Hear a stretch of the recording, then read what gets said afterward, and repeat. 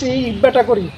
ইটভাটাটি পরিচালনা করার পরে পরের বছর আমি আবার একজন সহযোগী আবার ম্যানেজার রাখি, বাবুল ম্যানেজার এবং বসার মোল্লা এবং সোহাগ মোল্লা, ফিরোজ শাহবাবু সবাই আমি রাখি আবার পরিচালনা করি। পরিচালনার মাধ্যমে ওরা আমার সাথে কাগজপত্র অফিস থেকে জালজালিতি করে লুটপাট করে নিয়ে, হ্যাঁ, ওরা আমার এই আবুল খন্দকার এবং কালাম খন্দকার ওদের ষড়যন্ত্রকারী এবং সোবান আলাদার, রশিদ আলাদার, মায়ের সুমান আলাদার, এরা সবাই মিল্লা আমার ফিল্ডে জালজালিতি করিয়া এই ষড়যন্ত্রকারী করিয়া এই কাগজপত্র তৈরি করিয়া বসার মোল্লার সহ এই ব্রিক ফিল্ডটা যাতে বিক্রি করা হয়।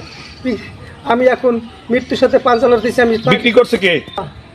এখন কি হয়েছে বলেন? এখন ওই সোবান আলাদার হ্যাঁ আওয়ামী লীগের লোকেরা শেল্টার দিয়েছে। আওয়ামী লীগের লোকেরা বলতে আছে যে তোর পক্ষে কেটা আছে, হ্যাঁ হ্যাঁ একজন লোক দে। আমি বলছি আমার পক্ষে যে লোক আছে হ্যাঁ লোক দিছি, হ্যাঁ এরকম করে নাই। এলাকার চেয়ারম্যান আবুল খন্দকারের অফিসে সবসময় তাদের আড্ডা ছিল। আবার কালাম খন্দকারের অফিসে আওয়ামী লীগের। এখন আপনার দাবি কি? এখন আমার ফিল্ডে আমার উদ্ধার চাইতেছি। আমি নিঃস্ব হয়ে গেছি। আমি কি এই বিষয়ে কোনো অভিযোগ বা মামলা মোকদ্দমা করছেন কিনা? এই বিষয়ে আমি এই কাগজপত্র উদ্ধারের জন্য আমার ফিল্ড থেকে যা কাগজপত্র লয়ে গেছে, 2টা ব্যাংকের চেক বই লয়ে গেছে এবং এনসিসি ব্যাংকের চেক বই, জনতা ব্যাংকের চেক বই এই নিয়া এরপর আমার স্টাম্প টেস্টাম্প, আমার ব্রিকফিল্ডের কাগজপত্র 10 বছর লিজ নেই।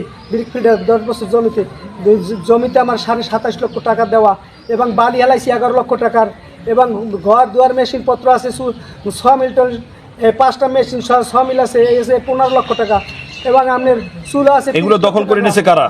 এই দখল করে নিয়েছে না আমি সোবান আলাদার, এই বর্তমানে যারা নিয়েছে সোবান আলাদার ওরা নিয়েছে, বসার মোল্লা সবাই কাছে বিক্রি করছে। এ বিষয়ে আপনি কোথাও কি লিখিত দিয়েছেন? লিখিত থানায় অভিযোগ করছি, ডিএজি সাহেবের কাছে গেছি। হ্যাঁ কি করছে, আগে বহুত অভিযোগ করছি, কোনো অভিযোগ আওয়ামী লীগের আমলে ই করে নাই গ্রহণ করে। এখন একটু ই করা যাচ্ছে। এখন যদি দয়া করে কুকুর আল্লাহর উপর ভরসা করিয়া আমার ফিল্ডে যারা যাও জাতি বেমিল করছে তাদের বিচার করবেন।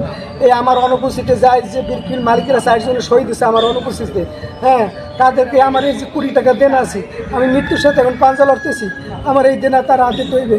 তারা আমার অনুপস্থিতিতে একটা কোম্পানি বিক্রি করতে হলে এলাকার 10 জন লোক লাগে, আমার অনুপস্থিতি কেন তারা এই সই দিয়েছে, এই বেমিনি কাজটা কেন করলো, এদের বিচার চাই। আমি আপনাদের কাছে আমার এই যে ভাসুরের ইটভাটা বাখেরগঞ্জ রকুনউদ্দি, তারপর এই যে জালজাতি করে তারা নিয়ে গেছে। এখন তো সে তো অসুস্থ, এই জন্য এখন আরে ওই ব্রিকফিল্ড ফিরেই চায়।